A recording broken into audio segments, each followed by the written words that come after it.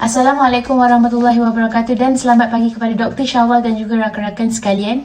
Nama saya Putri Najihah, nombor pelajar P122508, dan pada hari ini saya dan juga rakan-rakan ahli yang lain dari Grup 9 akan membentangkan tentang motivasi faktor kejayaan pelajar. Saya akan mulakan dengan pengenalan tentang kejayaan. Secara umumnya, maksud kejayaan adalah hasil ataupun keputusan yang baik yang telah dicapai kepada sesuatu matlamat yang telah disasarkan. Mengapa kejayaan ini penting? Dari sudut negara, kejayaan rakyat boleh membantu untuk membangun dan memajukan lagi negara. Dari sudut kekeluargaan pula, kejayaan dapat membantu untuk memperbaiki taraf kehidupan dan ekonomi keluarga tersebut. Dari sudut individu pula, kejayaan individu boleh membantu mereka untuk mengecapi cita-cita dan impian yang telah mereka sasarkan. Terdapat banyak faktor yang mempengaruhi kejayaan pelajar.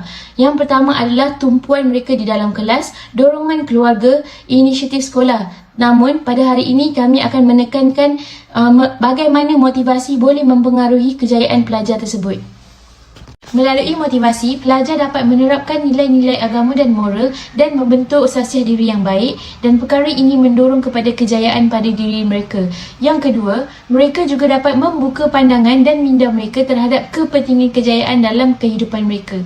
Yang ketiga, melalui motivasi juga, mereka dapat meningkatkan lagi keyakinan diri mereka untuk menghadapi cabaran-cabaran dalam kehidupan.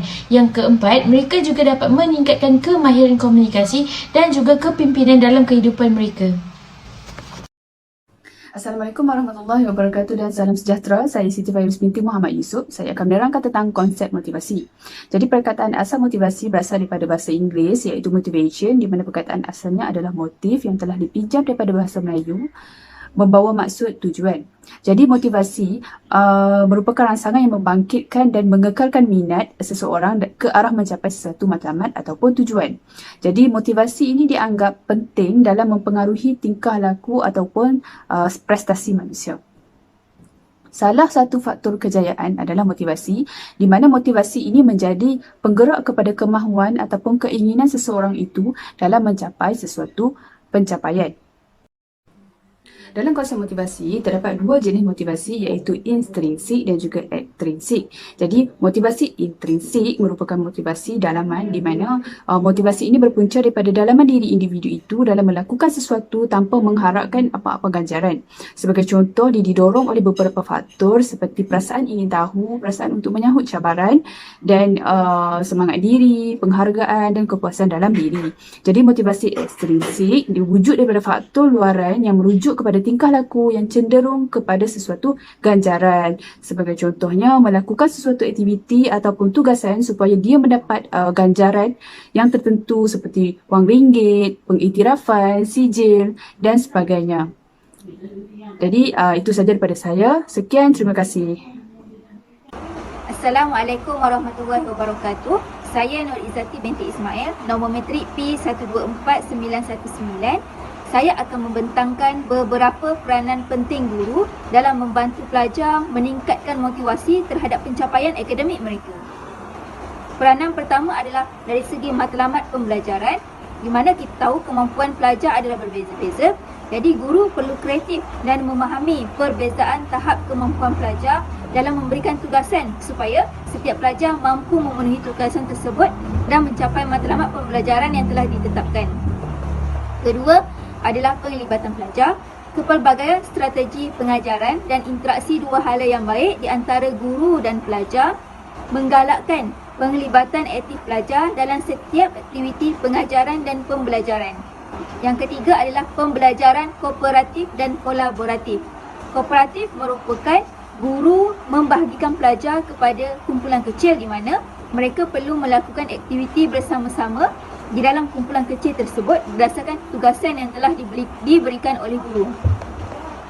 Kolaboratif pula adalah beberapa kumpulan kecil yang telah dibentuk oleh guru dan diberikan beberapa tugasan yang sama atau berbeza. Setiap kumpulan perlu bekerjasama dalam perkongsian maklumat dan pengetahuan serta saling bantu-membantu di antara satu sama lain. Yang keempat pula adalah persekitaran yang kondusif. Persekitaran yang tenteram dan selesa di sekolah dan di dalam kelas mampu untuk meningkatkan tumpuan dan motivasi pelajar dalam pembelajaran mereka. Yang kelima adalah motivasi dalam bentuk ganjaran, di mana kita tahu ganjaran merupakan motivasi secara luaran. Sebagai contoh, memberi hadiah, puji-pujian, pelepasan dari tugas harian dan memberi peluang kepada pelajar untuk tampil ke depan mengendalikan kelas. Selain dapat membina motivasi dalaman yang lebih kuat dan meningkatkan keyakinan terhadap diri pelajar, motivasi dalam bentuk pujian juga adalah jauh lebih baik daripada hukuman. Dan memberikan sebarang markah dalam setiap peperiksaan juga merupakan satu ganjaran kepada pelajar. Sekian dahulu daripada saya. Terima kasih. Nama saya Liba binti Omar Yunus, nombor matrik P123563. Seterusnya, kesan yang positif dalam memotivasikan pelajar dalam pencapaian akademik. Kecakapan guru dan motivasi pelajar memberi kesan yang besar terhadap hasil pembelajaran pelajar. Peranan guru dalam memotivasikan pelajar bukan sahaja menentukan matlamat semata-mata atau memberikan ganjaran kepada pelajar, tetapi meliputi semua aktiviti berkaitan dengan pengajaran. Maka, penggunaan kaedah dan teknik perlu bersesuaian bagi memotivasikan pemikiran pelajar. Sebagai contoh, guru dapat melayan pelajar dengan perasaan hormat, menyediakan bahan maklumat yang bersesuaian, sentiasa memberikan maklum balas yang kerap kepada pelajar mengenai prestasi mereka, dan guru perlulah mempunyai kaedah pengajaran yang berbeza-beza bagi mendorong mereka untuk terus belajar. Maka, kesan daripada peranan guru dalam memotivasikan pelajar yang pertama, pelajar dapat mematangkan tindakan mereka dalam sesuatu perkara. Guru seharusnya bekerja keras dalam memberikan pendedahan kepada pelajar supaya mereka mengetahui cara untuk mendapatkan pengalaman kejayaan dan kegagalan. Peringkat kesukaran isi pelajaran perlu sesuai dengan kebolehan dan pengalaman mereka agar membawa kesedaran bahawa mereka yang berusaha akan mendapat peluang kejayaan dan tidak berusaha akan menemui kegagalan. Apabila pelajar berada dalam situasi begini, membuatkan mereka berfikir sejenak bahawa gagal sekali bukan gagal selamanya. Melalui pemikiran begitu, mereka akan mematangkan pemikiran mereka untuk terus memotivasikan bagi mengatasi segala masalah yang akan mereka hadapi. Yang kedua, pelajar dapat membimbing pemikiran mereka dengan lebih bersepadu. Aktiviti pembelajaran yang berbagai juga dapat merangsang pemikiran pelajar bagi meningkatkan prestasi akademik mereka. Melalui penerapan kemahiran berfikir dapat membantu pelajar untuk mengatasi kesilapan berfikir yang terburu-buru, bercelaru, keliru dan sempit. Daripada kesan motivasi tersebut, pelajar akan sentiasa berfikir yang terbuka dan bersedia untuk menimba ilmu pengetahuan yang lebih sukar. Maka, memotivasikan pemikiran pelajar penting dalam proses meningkatkan keupayaan pelajar supaya pelajar dapat mengawal dan mengukur kemajuan pembelajaran mereka dengan lebih produktif dalam pencapaian akademik. Yang ketiga, dapat membentuk emosi pelajar untuk menjadi lebih positif. Pelajar yang mempunyai status kesihatan mental yang baik mempunyai motivasi pembelajaran yang lebih tinggi kerana keupayaan pelajar dalam mengawal emosi sebenarnya berkait rapat dengan fikiran, perasaan dan tindakan apabila berhadapan dengan situasi. Di samping itu, persekitaran yang kondusif dalam proses PDP dapat membuatkan pelajar berada dalam keadaan emosi yang ceria dan menyeronokkan. Maka, keyakinan murid terhadap guru semakin bertambah jika gaya penyampaian guru tidak membosankan. Ia juga dapat mengekalkan keyakinan emosi yang stabil kepada pelajar. Nama saya Muhammad Hafiz Al-Bukhari bin Muhammad Saleh. Sebagai rumusannya, motivasi ini boleh difahami sebagai suatu tingkah laku seseorang untuk mencapai tujuan yang ingin dicapai, sama ada dalam perkara yang positif ataupun perkara yang negatif. Selain itu, gurulah yang memainkan peranan yang penting meningkatkan motivasi pelajar serta mendalami sikap mereka dalam proses pembelajaran dan kecemerlangan akademik. Pencapaian akademik para pelajar pada dasarnya bukan hanya bergantung kepada bagaimana proses pengajaran dilakukan, bahkan bagaimana proses kepribadian pelajar terbentuk, yang mana perkara ini mempengaruhi motivasi pembelajaran kepada pelajar.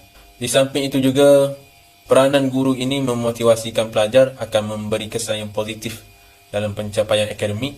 Tanpa kerjasama dan perkongsian daripada guru-guru, berkemungkinan boleh menjejaskan pencapaian akademik pelajar di sekolah. Akhir sekali, sebagai cadangan dan harapan, antara cadangan yang boleh dilakukan ialah penganjuran program ataupun kem motivasi kepada pelajar, yang mana perkara ini mempunyai pelbagai kesan yang positif. Kekerapan pelajar dalam program-program motivasi mampu membantu pelajar menjadi cemerlang dalam akademik dan juga menjadi seorang manusia yang lebih baik. Sesungguhnya jika usaha ini dilaksana dan diperkasa dengan efisien, pelajar ataupun generasi muda masa kini akan bebas daripada masalah sosial dan perkara negatif. serta mampu melahirkan masyarakat yang sejahtera dan harmoni. Sekian itu sahaja daripada kumpulan kami.